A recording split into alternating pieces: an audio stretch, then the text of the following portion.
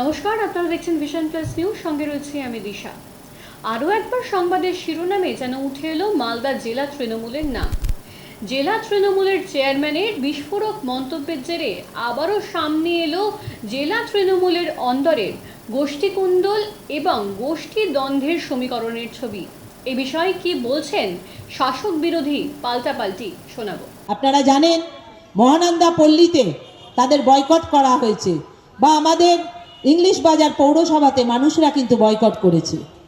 আমি আবেদন করব ওল মালদাতেও তাদের পরিবারের কেউ বিরাট ব্যবসা ফুলিয়েছে এবং সেই টাকা দিয়ে সেই হত্যাকারীদের সাহায্য করছে এবং তাদেরকে ছাড়ানোর চেষ্টা করছে।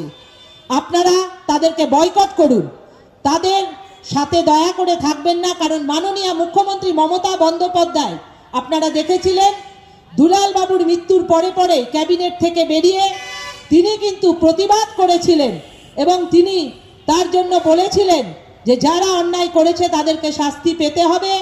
এবং তিনি আমার বাড়িতে এসে আমাকে কিন্তু প্রতিশ্রুতি দিয়ে গেছিলেন, এবং অভিষেক বন্দ্যোপাধ্যায় আমাদের নেতা, তিনিও কিন্তু একইভাবে আমাদেরকে এই আশ্বাস দিয়েছেন যারা অন্যায় করেছে তাদের শাস্তি হবে। তাই আপনাদের কাছে আবেদন রাখবো, যারা এখনো তাদের পরিবারের সাথে সম্পর্ক রেখেছেন তারা একটু দয়া করে দূরে থাকবেন। কারণ যারা অন্যায় করে আর যারা অন্যায়কে প্রশ্রয় দেয় তারা কিন্তু একইভাবে অন্যায়ের সাথে সমঝোতা করে অন্যায়কে তারাও কিন্তু সহযোগিতা করে।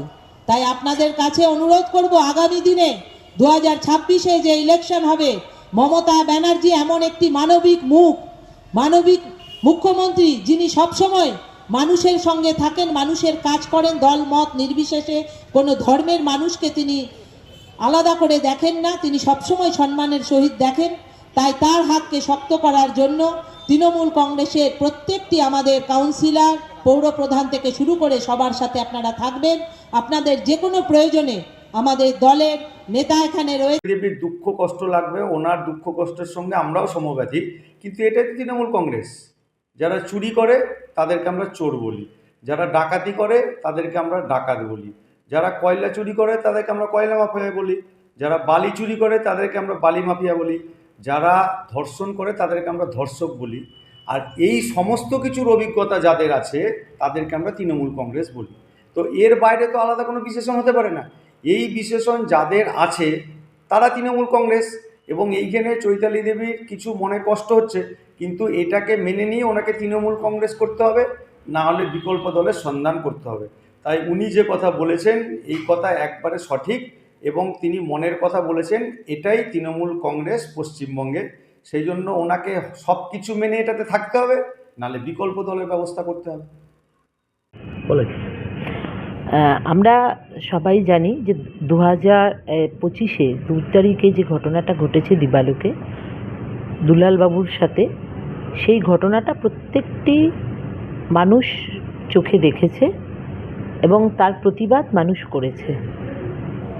এটা আমার পরিবারের ঘটনা, অবশ্যই সেটা আমার আরও বেশি খারাপ লেগেছে যে যেই মানুষরা এই ঘটনা ঘটিয়েছে এখন পর্যন্ত জানা যাচ্ছে, এবং বিচারে তারা নিশ্চয়ই তার শাস্তি পাবে। এবং অত্যন্ত দুঃখজনক, যেখানে আমাদের নেত্রী মাননীয়া মমতা ব্যানার্জি শ্রদ্ধেয়া, উনি আমার সাথে আছেন এবং আমাকে সবসময় আশ্বাস দিয়েছেন যে যারা অপরাধী তারা শাস্তি পাবে, সেখানে আমাদেরই দলের কিছু মানুষ তাদের সাথে যোগাযোগ রাখছে বা তাদের সাথে সম্পর্ক রেখে চলেছে, সেটা আমার কাছে কষ্টের হয়েছে। আমি সেটারই বহিঃপ্রকাশ আপনারা দেখেছেন। এটা আমরা কখনোই চাইবো না যে যেই মানুষটাকে দিবালোকে এইভাবে খুন করলো তারা এবং তাদের পরিবারকে কিছু আমাদের দলের মানুষ, যেখানে নেত্রী তার বিরোধিতা করছে, সেই দলেই থেকে তারা তার সঙ্গ দিচ্ছে। এটা আমার কাছে কষ্টের। পুরো বিষয়টি কি রাজ্য নেতৃত্বকে জানাবেন আপনি? দেখুন, রাজ্য নেতৃত্ব তাদের কাজ করছেন। আমার নিজের খারাপ লেগেছে, সেটা আমার ওইখানে আমি বলেছি। এই বিষয়টা নিশ্চয়ই রাজ্য নেতৃত্ব জানবে বা জানছে। তাদেরকে কীভাবে সতর্ক করেছেন আপনি? দেখুন, সতর্ক করার ব্যাপার নাই, এটা মানসিক ব্যাপার যে তারা কীরকম বিকৃত মস্তিষ্কের মানুষ, যে একটা মানুষকে খুন করেছে যারা, বা যার পরিবার এতে যুক্ত রয়েছে, তাদেরকে সঙ্গ দিচ্ছে বা তাদের সাথে আছে। এটা তো বলা যেতে পারে যারা অপরাধ করেছে অপরাধী, এবং যারা তাকে সমর্থন করছে এইভাবে তাদেরকেও তো বলা যেতে পারে অপরাধী।